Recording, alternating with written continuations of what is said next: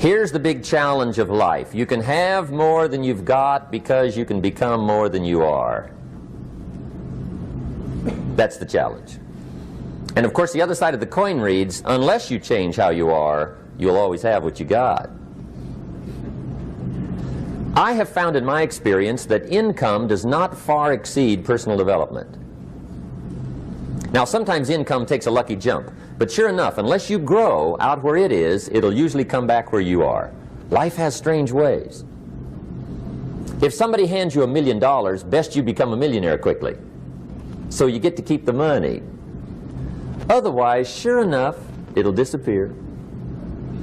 Somebody once said, if you took all the money in the world, divided it up equally among everybody, it would soon all be back in the same pockets. Incredible. Success is something you attract, not something you pursue. Success is looking for a good place to stay. So instead of going after it, you work on yourself. Personal development.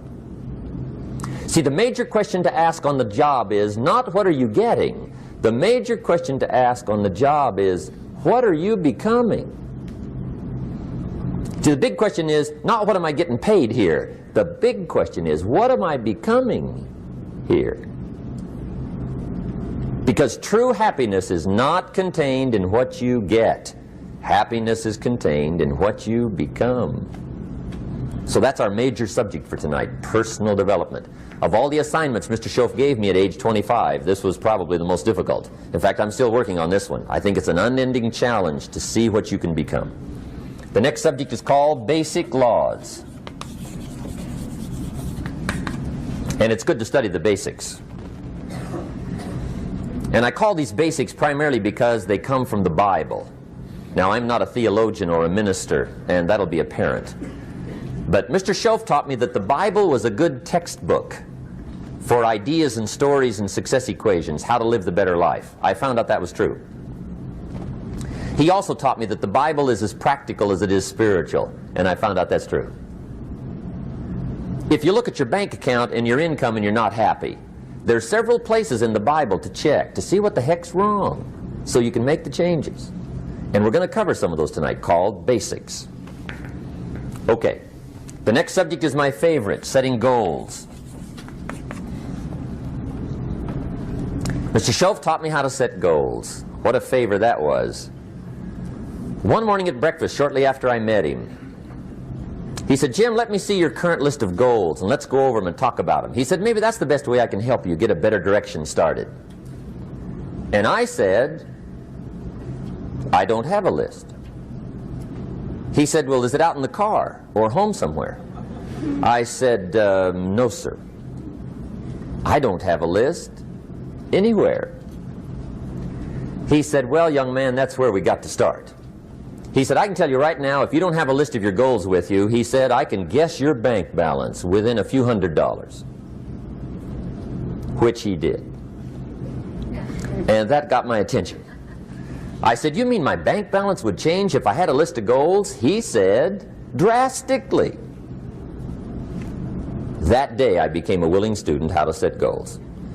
And sure enough, learning how to set goals changed my life. And I often wondered why no one had ever taught me how to set goals up until age 25. I went to high school, but if they offered it, I missed it. I went to college for a year, never heard it. I worked for Sears. Really. And to my knowledge, Sears never taught it. Right? How to set goals. So here I am, age 25, married, my family's starting, I've been to college, I'm working, and I still don't know how to set goals. But fortunately, when I was 25, I met the man who taught me how, and it revolutionized my whole life. Economically, socially, personally, it's incredible. So I want to share with you tonight what Mr. Schoaf shared with me, how to set goals. It can be a life changer. Okay. The next subject is the negative part of the seminar. Life is part negative, so we got to talk about the negative. And this subject is called diseases of attitude. Diseases of attitude. There's a lot of things that can wreck your chances to do well. We live in a rather dangerous world, so you got to be not only wise, you got to be careful. Now, attitude diseases are just as bad as physical diseases, right? High blood pressure, heart trouble. I mean, a lot of things lace your chances to do well. So you've got to be careful. And attitude diseases are deadly. I mean, they'll destroy all the good things you start. Okay? So we'll go through those attitude diseases, how to spot them, how to look for them, what they are, and the cure. And I'm a pro on these because I've had them all, so I can give you excellent advice on these. Now, the last subject we're going to consider tonight is called the day that turns your life around. The day that turns your life around. And under this subject, we're going to talk about the emotions that can change your life. Human beings are emotional creatures, and emotions are powerful for life change. Now, of course, emotions are so powerful they can go either way on you. Emotions can either build or destroy. So you really have to employ emotions properly. We call civilization the intelligent management of human emotions. If you can intelligently apply your emotions in the right direction, no telling what can happen. Could turn your life around one day would be sufficient. So we'll talk about those. Okay. Now that's a lot to cover in one evening, but we'll keep at it here and see if we can't get it all done. I'd like to have you now jot down the theme of the seminar. Every seminar should have a theme, I guess. We've got one. It's on some of our literature if you happen to notice it, but if you didn't, for your notes, here it is. The theme of the seminar goes like this: the major key to your better future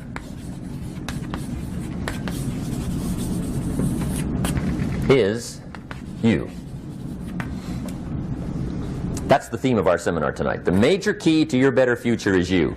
And I'd like to have you underline two words just to give it some added punch. Underline the word major and the word you, so that it reads, the major key to your better future is you. Now, my first suggestion is transfer this to a card or something where you can put it up, where you can see it every day. Preferably put it up where you can see it at the beginning of the day, before you go off to put the day together. This is a good phrase just to glance at, to keep in mind as you're putting the day together. It's called the silent seminar. If you'll just let this talk to you during the day, I found it to be tremendously helpful. The major key to your better future is you. For a big share of my life now, I didn't have this one quite figured out. Among a lot of things I didn't have quite figured out. Many things used to puzzle me back in those early days. I used to wonder why two people could work for the same company, one make twice as much money. Now, see, that used to puzzle me. And maybe they were the same age, graduated from the same school, live in the same community, work for the same company, with the same products and the same services. They've got the same traffic, the same problems, and one makes $1,000 a month, the other one makes $2,000 a month. Now that was my puzzling question. Why would this long list be the same and the money twice as much?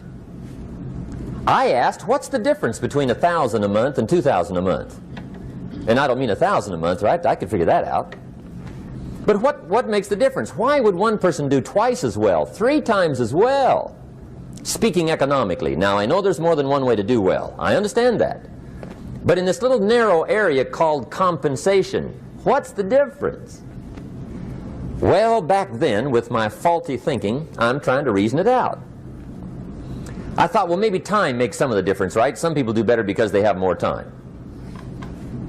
I used to say, Harold ought to be able to do well. He's got a lot of time. If I had all of Harold's time, I could do well. Now, that's got to be dumb, right? Number one, you can't get somebody else's time. A guy says to me one time, he says, you know, if I had some extra time, I could make some extra money. I said, then forget it. There isn't any extra time. Hey, when the clock strikes 12 midnight, that about wraps it up, right? I mean, you can look around the gongs there for a little more, but it's over. You say to the guy, what are you doing? He says, I'm looking for extra time. See, they'll come and take you away, right? There isn't any more time. Now, if you can't get more time, which you can't, what could you get more of that would make a difference in economic results? And here's the key word. Make it a part of your notes. We're going to consider it tonight. The word is value. And I have a little phrase for your notes.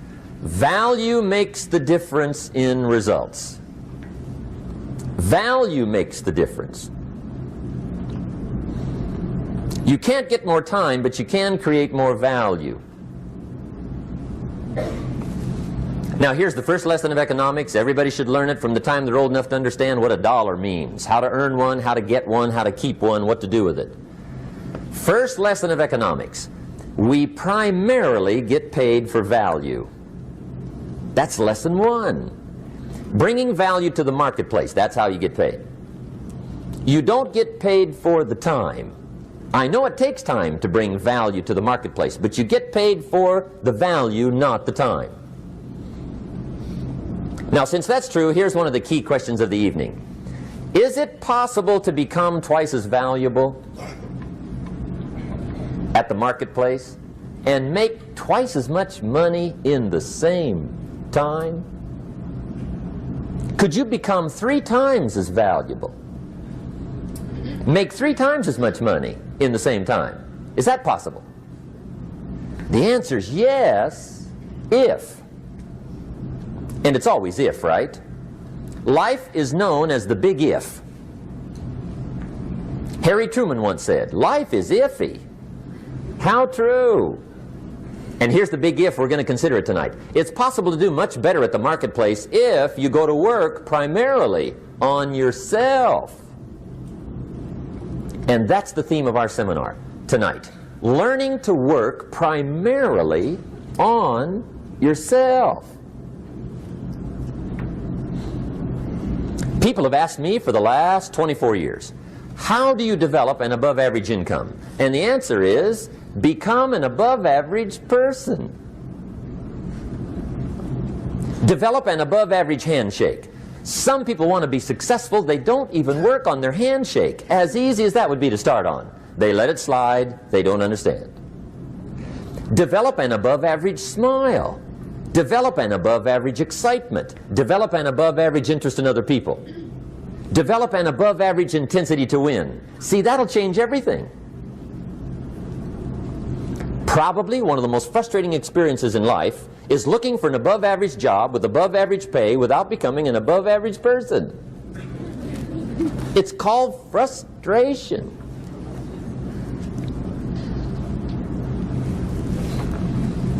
And Mr. Schoaf gave me probably the greatest clue he gave me when I first met him. He said, Jim, if you want to be wealthy and happy the rest of your life, just learn this lesson well. He said, learn to work harder on yourself than you do on your job.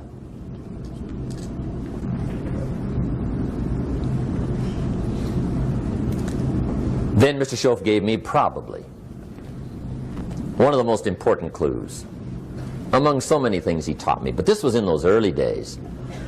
Mr. Schoaf was very kind, but he was also very abrupt. And he had these interesting questions to ask. I'm giving him a little rundown one day on how things hadn't worked out for me. He said, Mr. Rohn, I've got the answer for you if you will listen carefully. And listen carefully I did that day and for the next 5 years. If somebody's wealthy and happy, you gotta listen. He said, Jim, I've only known you a short time. But he said, it's already my honest opinion that for things to change for you, you've got to change. That wasn't quite the answer I was looking for. But that's the answer he gave me, and I pass it along to you on this warm summer evening in Anaheim, California, 1981. For things to change for you, you've got to change. Otherwise, it isn't going to change. Before I met Mr. Schoaf, I used to say, I sure hope things will change. Right? That seemed to be my only hope. If it isn't going to change, I'm in serious trouble. And then I discovered it isn't going to change, so I'm in serious trouble.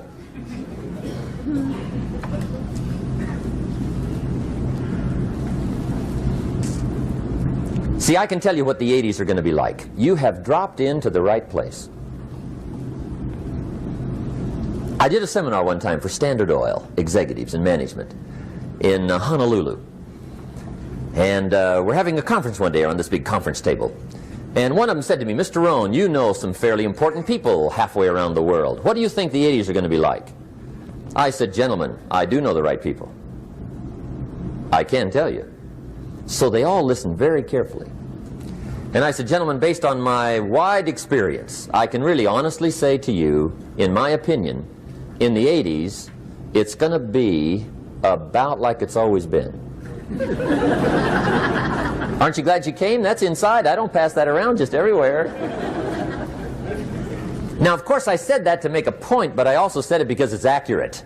It's going to be about like it's always been. It isn't going to change. The tide comes in, and then what? It goes out. For 6,500 years that we know of, recorded history, and probably long before that. So it is not going to change. It gets light, and then what? It turns dark. 6,500 years. See, it's not likely to change.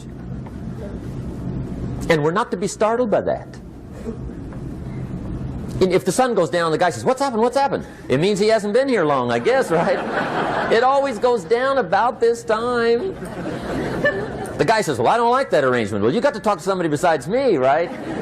It gets light, then it turns dark. In rotation, the next season after fall is what? Winter. Pray tell, how often does winter follow fall? Every year regularly for the last 6,500 that we know of. See, it is not going to change. Now, some winters are long, and some are short, and some are hard, and some are easy, but they always come right after falls. It isn't going to change. Sometimes you can figure it out, sometimes there's no way to figure it out. Sometimes it goes well, sometimes it gets in a knot. Sometimes it sails along, sometimes it gets in reverse. See, that's not going to change. The last 6,000 years reads like this: opportunity mixed with difficulty. That's how it reads. It isn't going to change. The man says, well, if it isn't going to change, how will my life ever change? Answer, when you change. And whether I'm talking to high school kids or business executives, my message is always the same. And it goes like this: the only way it gets better for you is when you get better.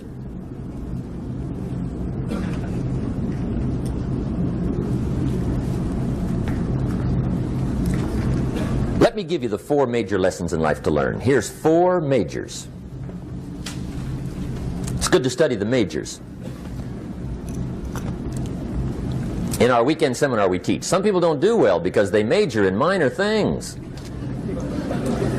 You've got to be on the lookout. At the end of every week, end of every month, you've got to check, make sure you're not spending major time on minor things. Okay, we go through that whole series. Majors and minors. Now, let me give you 2 phrases before we get to the 4 majors. This will set it up and you'll see where I'm going. 2 key phrases for your notes. Here's the first one. Life and business is like the changing seasons. That's the first phrase. Life and business is like the changing seasons.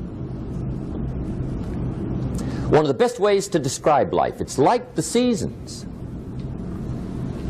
Frank Sinatra sings, life is like the seasons. Now here's the second phrase. Very important. You cannot change the seasons, but you can change yourself. You can't change the seasons, but you can change yourself. And see, that's how life gets better for you, not by chance, but by change. Now here's the 4 major lessons in life to learn. I've got my first book finished, came out a couple of weeks ago. This is in it, the 4 major lessons in life to learn. Here they are. Number 1, learn how to handle the winters. That's lesson 1. They come right after falls, with regularity. Some are long, and some are short, and some are hard, and some are easy, but they keep coming.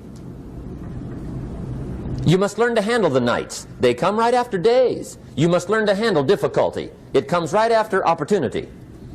You must learn to handle recessions. They always follow progressions. For the last 6,000. See, it isn't going to change. The lesson you must learn is how to handle it. And there's all kinds of winters, right? The winter when you can't figure it out. The winter when it all goes smash. The winter when it turns belly up. The winter when it won't work, when you've run out of money and you've got a broken heart. See, those are winter times. There's all kinds. Economic winters, social winters, personal winters. When your heart is smashed in 1,000 pieces and the nights are unusually long, your prayers seem to go no higher than your head. It's wintertime. Barbra Streisand sings, "It used to be so natural to talk about forever, but used to be's don't count anymore. They just lay on the floor till we sweep them away. You don't sing me love songs, and you don't say you need me, and you don't bring me flowers anymore." A song of winter. But see, the disappointments come. Those are normal. That's part of life. But the question is, how do you handle it? How do you handle the coming winters and the disappointments and the down times? Well, you can't get rid of January by tearing it off the calendar. But here's what you can do. You can get stronger, you can get wiser, and you can get better. The winters won't change, but you can. And that's how life changes for you. See, before I understood, when it was winter, I used to wish it was summer. I didn't understand. When it was hard, I used to wish it was easy. I didn't know. And then Mr. Schoaf gave me a part of his very unique philosophy when he said, "Don't wish it was easier, wish you were better." See, that triggered my whole life change. Don't wish for less problems, wish for more skills. Don't wish for less challenge, wish for more wisdom. That's the key. So that's lesson one, learn how to handle the winters. Here's lesson two, learn how to take advantage of the spring. That's the second one. Spring is called opportunity.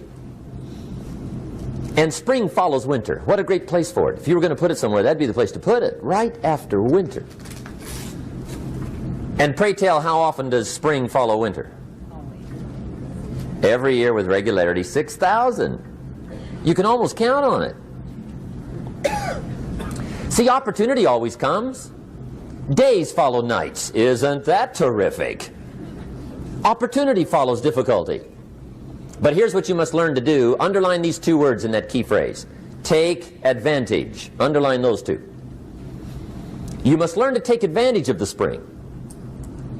See, just because spring rolls around is no sign you're going to look good come fall. You got to do something with it. In fact, you have to get good at one of two things in life. Planting in the spring or begging in the fall. Or get somebody to do it for you. See, those are about the only alternatives. Now here's what else you must do. Take advantage of the springs quickly, because there's only a few. Just a handful of springs have been handed to each of us. They don't come forever. Life is fairly brief. So you got to read every book you can get your hands on what to do with your springs while they're here. And take advantage, they soon run out. The Beatles wrote, "Life is so short." And for John Lennon, it was extra short. But life is brief. Elton John sings, "She lived her life like a candle in the wind." It's brief. So whatever you're going to do with your life, you got to get at it. Don't just let the springs pass. Here's the third major lesson in life to learn. Learn how to protect your crops all summer. You got to take care of what you start. Sure enough, as soon as you've planted your garden in the spring, the busy bugs and the noxious weeds are out to take it. And here's the next bit of truth. They will take it unless you prevent it. And that's the third major skill to learn. You've got to learn to prevent the intruder from taking all the good you start. It's one of the challenges. Here's two key phrases under number 3. First one, all good will be attacked on this planet. Maybe not the next one we get to, but on this one, all good will be attacked. Every garden will be invaded. Not to think so is naive. And here's the second phrase. All values must be defended. Political values, social values, community values, family values, marriage values, friendship values, business values. Every garden must be tended all summer. Third major lesson. Now here's number 4. Fourth major lesson in life to learn. Learn how to reap in the fall without complaint. Learn to reap come harvest time without complaint. Take full responsibility for what happens to you. It's one of the highest forms of human maturity, accepting full responsibility. It's the day you know you've passed from childhood to adulthood, the day you accept full responsibility.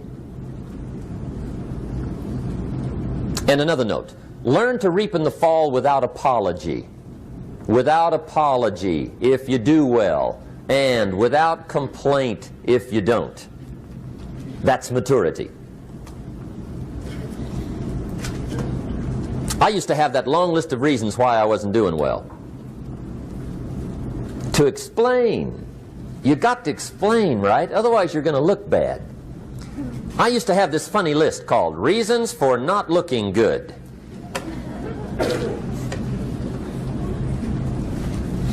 I used to blame the government. I mean, you can believe that or not. It was at the top of my list. I had a lecture second to none. The government. That was on my list. I used to blame taxes. Look what you got left after they take everything. And they expect you to do well. That was on my list there. Prices, that one's easy, right? You walk into the supermarket with $20, come out with a little half bag. So I had that on my list. I used to blame the weather. I blamed the traffic. I used to blame my car. I blamed the manufacturers. I used to blame the company. I blamed company policy. I used to blame the training program. I blame my negative relatives. They were always putting me down. I blame my cynical neighbors. They're just selfish, looking out for themselves. Won't loan you money? They were on my list.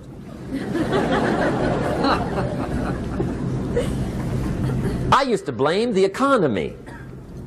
I blamed the community. That's a pretty good list for not doing well, isn't it? I thought it was good. I'll never forget one day, Mr. Schoaf was very kind, but he was also very blunt, and this was no exception. And I'm glad he was blunt. There's a lot of things I'd have missed if he hadn't have been blunt. One day, with sort of a curious look on his face, he said, "Jim, just out of curiosity, tell me, how come you haven't done well up until now?" Excellent question. I thought, well, so I won't look too bad, I'll go through my list. And this list I just gave you, I put that on him. And he was very patient. He let me go through the whole thing, the government, the weather. I went through this whole thing. When I finished, he looked my list over very carefully. He said, "Mr. Rohn, big problem with your list. You ain't on it." How brilliant.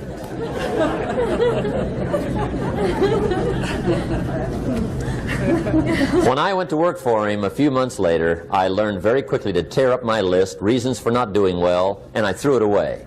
And I got me a fresh piece of paper. And I put one word on it. Me. There's a Black Heritage spiritual that says, "It's not my mother nor my father, nor my brother nor my sister, but it's me, O Lord, standing in the need of prayer." See, I used to blame everything else.